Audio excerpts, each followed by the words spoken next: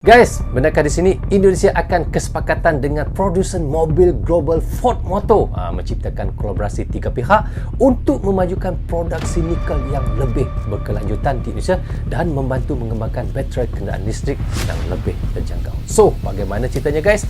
Ayo kita sama-sama simak video review. Mari.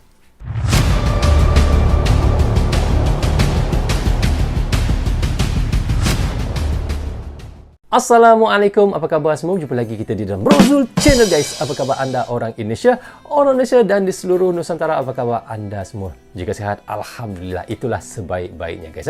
Okey, hari ini saya mahu menyaksikan satu video daripada channel iaitu Builder ID. Teman-teman boleh pergi ke channelnya, klik butang subscribe, klik tombol loceng, tanda dukungan anda juga kepada channel iaitu Builder ID. Dan judul yang kita mahu reaksikan adalah Sanksi WTO ampas Ford Amerika dan China bangun pabrik nikel tercanggih teknologi HPAL di Indonesia.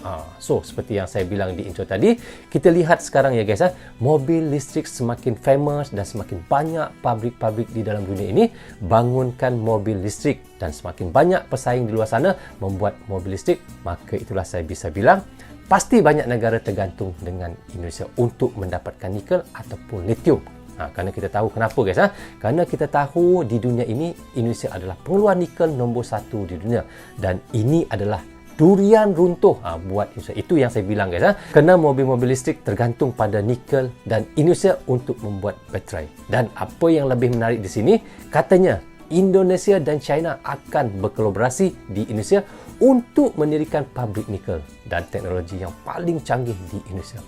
Hebat kan guys? So guys, bagaimana ceritanya? Tapi sebelum itu saya mohon kepada teman-teman tonton video ini hingga habis agar kita tidak gagal faham apa yang disampaikan oleh Builder ID. Dan lepas itu saya akan memberi sedikit komentar di hujung videonya. Tanpa basa-basi dan tanpa berlengah lagi, ayo kita sama-sama tonton dan reaction bersama dengan Brozul. Mari. PT Vale Indonesia dan Yejiang Huayou kemarin mengumumkan kesepakatan dengan produsen mobil global Ford Motor menciptakan kolaborasi tiga pihak untuk memajukan produksi nikel yang lebih berkelanjutan di Indonesia dan membantu mengembangkan baterai kendaraan listrik yang lebih terjangkau. Wow. Ini merupakan fenomena menarik karena perusahaan papan atas Amerika Serikat berkolaborasi dengan perusahaan papan atas Cina mendirikan pabrik nikel dengan teknologi yang paling canggih di Indonesia. Ketiga perusahaan tersebut melakukan penyertaan modal proyek High Pressure Acid Leasing Blok Pomala melalui kesepakatan definitif. Uniknya, induk perusahaan Ford, General Motor, bekerja sama dengan LG memproduksi baterai canggih high nickel yang disebut sebagai baterai ultium. Sementara LG dikabarkan mundur beberapa waktu yang lalu dari proyek baterai di Indonesia. Apakah LG akan fokus pada produksi baterai di Amerika Serikat? Lalu Ford fokus pada produksi bahan baku baterai di Indonesia. Selalu ada kemungkinan dalam bisnis dan investasi. Proyek HPAL Blok Pomala akan mengolah biji yang disediakan oleh PT Vale Indonesia dari tambang Blok Pomala untuk menghasilkan PLTMH. Pabrik HPAL ini akan beroperasi di bawah naungan PT Kolaka Nikel. Proyek tersebut dapat memproduksi hingga 120 kiloton nikel per tahun dalam bentuk endapan hidroksida campuran atau MHP. Produk nikel berbiaya rendah yang digunakan dalam baterai EV dengan katoda kaya nikel. Ford akan fokus pada pengolahan nikel dengan teknologi HPAL karena menghasilkan kualitas nikel yang terbaik. High Pressure Acid Leasing adalah salah satu metode ekstraksi nikel dari biji nikel lateritik. Proses ini melibatkan penghancuran biji nikel dan pencampuran dengan asam sulfat dalam suhu dan tekanan yang sangat tinggi. Proses HPAL biasanya dilakukan pada suhu antara 200 sampai 255 derajat Celcius dan tekanan sekitar 40 sampai 60 bar. Dalam kondisi ini, asam sulfat menjadi lebih reaktif dan mampu melarutkan nikel dan logam lainnya dari biji. Setelah pencampuran, campuran asam sulfat dan biji nikel dipanaskan lalu dikocok dalam sebuah autoclave untuk mencapai kondisi tekanan dan suhu yang diperlukan. Pada kondisi ini, nikel terlarut dalam asam sulfat dan dapat dipisahkan dari mineral lainnya melalui proses pemisahan cairan padat. HPAL memiliki keuntungan dibandingkan dengan metode ekstraksi nikel lainnya karena dapat mengekstrak nikel dari biji yang memiliki kadar nikel yang lebih rendah dan memiliki kandungan mineral pengotor yang lebih tinggi. Selain itu, HPAL juga memungkinkan pengambilan nikel yang lebih tinggi dan lebih efisien dibandingkan dengan metode ekstraksi nikel lain. Metode ini juga dapat mengurangi penggunaan bahan kimia yang berbahaya dan menghasilkan lebih sedikit emisi gas rumah kaca dibandingkan dengan metode ekstraksi nikel konvensional seperti smelting. HPAL memungkinkan pengambilan nikel dari biji lateridik yang lebih melimpah dan tersebar. Ini meningkatkan pasokan ketersediaan nikel dan mengurangi ketergantungan pada pasokan dari wilayah tertentu. Tetapi teknologi ini bukan tanpa kelemahan. Proses HPAL membutuhkan investasi modal yang besar untuk membangun infrastruktur dan peralatan yang diperlukan. Selain itu, penggunaan asam sulfat yang mahal juga bisa meningkatkan biaya operasi. Proses HPAL dapat menghasilkan limbah cair dan padat yang mengandung logam berat dan bahan kimia berbahaya. Begitu ya teknologi Jika tidak diolah HPAL. dengan benar, limbah ini dapat mencemari lingkungan, berdampak sangat negatif pada kesehatan manusia dan juga hewan. Proses HPAL memerlukan persiapan biji yang cermat dan kompleks sebelum dapat diproses seperti penghancuran, pencucian, dan pengeringan.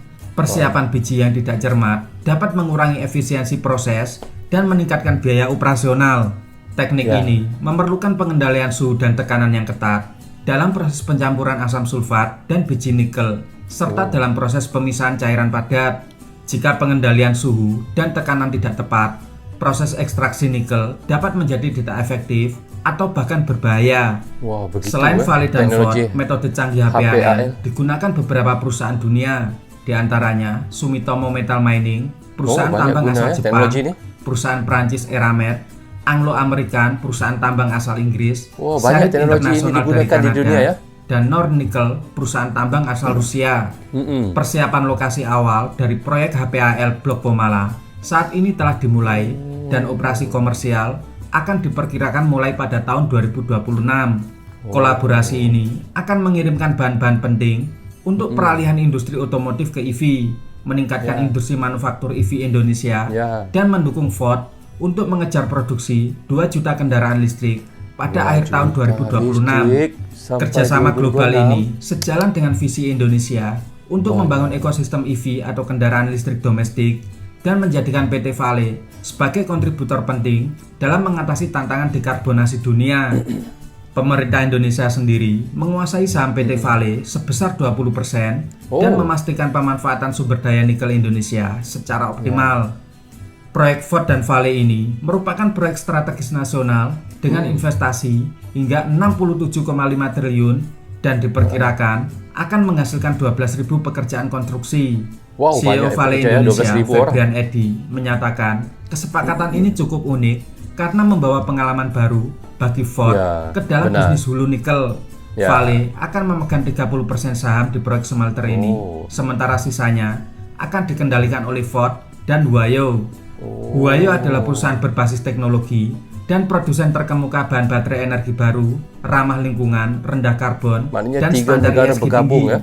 Kerjasama strategis ini adalah salah satu proyek unggulan di bawah Belt and Road Initiative dan sinergi poros maritim global. Morgan Stanley akan bertindak sebagai penasihat keuangan Ford sehubungan dengan transaksi ini. Sementara Standard Chartered menyediakan layanan serupa untuk Huayo. Ancaman sanksi WTO ternyata tidak membuat lemah Indonesia dan mampu menarik investor dengan profil yang berkualitas, bahkan menyatukan Cina dan Amerika yang saat ini sedang panas-panasnya untuk membangun pabrik nikel yang paling canggih di dunia. Paling canggih guys. Kawan-kawan, demikian, terima kasih. So guys, kita sudah pun reaction daripada channel Boulder ID guys. Okey, judul yang kita reactionkan tadi adalah sanksi WTO ampas Ford Amerika dan China bangun pabrik nikel tercanggih teknologi HPAL di Indonesia. Begitulah seperti yang dikatakannya tadi guys. So guys, apa yang sudah kita dengar dan tonton tadi, channel Boulder ID ini mengatakan Indonesia akan kesepakatan dengan produsen mobil global iaitu Ford Motor menciptakan kolaborasi 3 pihak untuk memajukan produksi nikel yang lebih berkelanjutan di Indonesia dan membantu mengembangkan baterai kenderaan listrik yang lebih terjangkau. Ini merupakan fenomena lebih menarik kerana perusahaan papan atas Amerika berkolaborasi dengan perusahaan papan atas China. Memang kalau kita dengar pun pelik kan? Luar biasa saya dengar guys. Bila Amerika bisa bekerjasama dengan China, itu yang luar biasa. Dan kerjasama mereka ini adalah mendirikan pabrik nikel dengan teknologi yang paling canggih di Indonesia. Wow, paling canggih guys. Itulah seperti yang dikatakan oleh adminnya tadi. 3 negara berkolaborasi untuk memajukan produksi nikel yang lebih berkelanjutan di Indonesia. Apa yang kita tahu baru-baru ini, Elon Musk atau Tesla, iaitu pabrik mobil listrik terhebat di Indonesia, sudah batal guys untuk berinvestasi di Indonesia. Tapi apa yang kita lihat sekarang, sebenarnya Indonesia tidak heran jika Tesla batal untuk berinvestasi di Indonesia, kerana kita tahu banyak lagi dari smelter lain untuk berinvestasi di Indonesia, contohnya LG dan sekarang Ford dan juga China sekali. Dan apa yang kita lihat sekarang ya guys, mobil listrik semakin famous dan semakin banyak pabrik-pabrik iaitu dalam dunia ini iaitu bangun mobil listrik, dan semakin banyak pesaing di luar sana membuatkan mobil listrik, maka itulah saya bisa bilang pasti banyak negara tergantung pada Indonesia untuk mendapatkan nikel ataupun lithium. Kerana kita tahu di dalam dunia ini Indonesia adalah pengeluar nikel nombor 1 di dunia guys. Dan ini adalah durian runtuh buat Indonesia. Itu yang saya kata ya. Kerana mobil listrik tergantung pada nikel Indonesia untuk membuat baterai. Jadi atas kebijakan Jokowi ataupun pemerintah Indonesia sudah siap siaga dari sekarang menstopkan ekspor nikel agar ramai lagi para investor untuk membina smelter mereka di dalam negara Indonesia.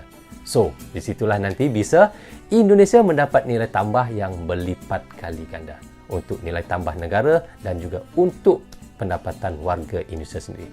So, apa yang saya bisa katakan, Pak Jokowi ini adalah seorang yang genius dan bisa juga saya bilang bapa pemodenan untuk Indonesia. Dan tidak mustahil guys, tahun 2045 Indonesia akan menjadi negara Indonesia emas. So, bagaimana pendapat teman-teman? Jika ada pendapat lain dan ada yang mahu ditambah, teman-teman bisa komen di bawah komentar. So guys, untuk penutup reaction kita kali ini macam biasa ya, apapun saya sentiasa mendoakan moga Indonesia akan menjadi negara maju, dan begitu juga dengan negara saya Malaysia. Saya tetap mendoakan juga demi Indonesia dan Malaysia terus saudara sampai bila-bila, dan hubungan Indonesia dan Malaysia bagaikan adik dan abang. Saya dan kami semua YouTuber reaction ini umpama duta kecil saja guys, tidak lebih daripada itu, agar terus dapat menyatukan Indonesia dan Malaysia ini. So guys, sampai di sini saja untuk reaction sekali ini. Semoga manfaat untuk saya menonton dan manfaat juga untuk teman-teman yang sentiasa mendukung Brozo Channel. Tanpa tontonan, tanpa dukungan teman-teman, tiadalah Brozo Channel di dalam YouTube ini. Bagi anda yang suka dengan cara saya reaction, anda boleh klik butang subscribe dan klik tombol loceng, tanda dukungan anda kepada saya. Maaf andainya ada tersilap kata dan tersilap cakap kepada anda semua. Assalamualaikum, goodbye, bye-bye.